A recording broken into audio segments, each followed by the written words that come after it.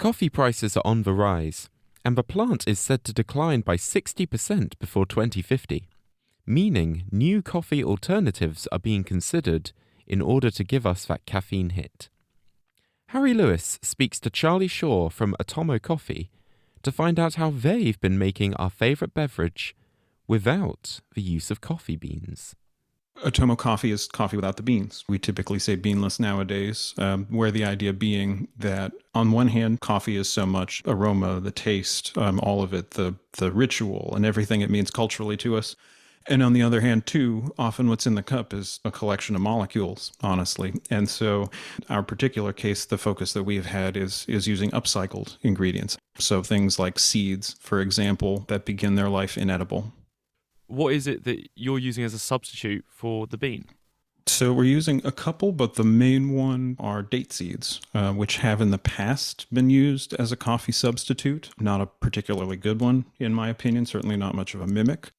And what we've been doing at Atomo is finding ways to coax those flavors out of a date seed to get a coffee that tastes like familiar coffee. I'd say we distinguish ourselves by the caliber of what we're making. We call it Atomo coffee. We don't call it Atomo coffee substitute because we think we're on par with traditional coffee. We think it's good. We think people who drink coffee would like it.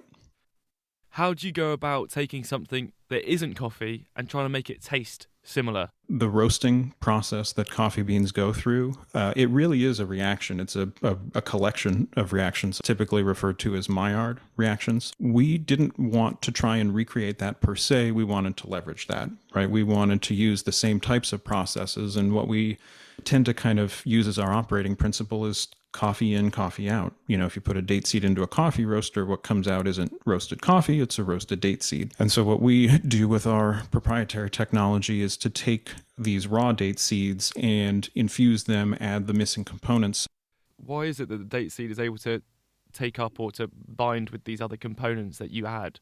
You know, you treat it the right way, and you can kind of leverage the internal porosity of these sort of seeds. And so it turns out that there can be a whole lot of surface area in there. So a lot of ways to basically get a marinade, to get an infusion, so that you can have all the components that are necessary when we run that reaction, the reaction being the roast process. Why would we want to do this? What are the benefits of turning to a coffeeless coffee? The realities of climate change are such that coffee is in many ways endangered.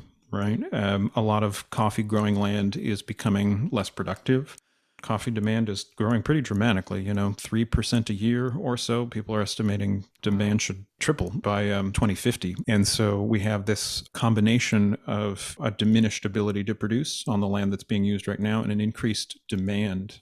We're basically taking something that might otherwise just be trash or might be waste. So it's a way to cut down on the emissions by virtue of not having to do all those agricultural processes. We've all been told in recent years that animal products and, whether it's meat, whether it's dairy, and the rest, those tend to have high carbon emissions, high water requirements, and that's very much the case. But there are actually some plants that end up having fairly high costs themselves, right? Chocolate and coffee amongst them.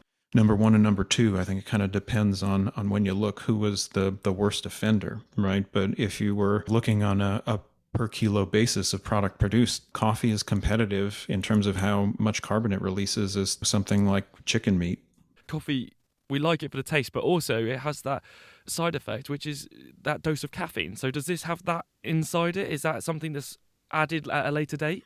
It is, yeah. There are a lot of plants out there that contain caffeine naturally, more than 60. Date seeds are not one of them. So in this case, we actually use caffeine coming from green tea.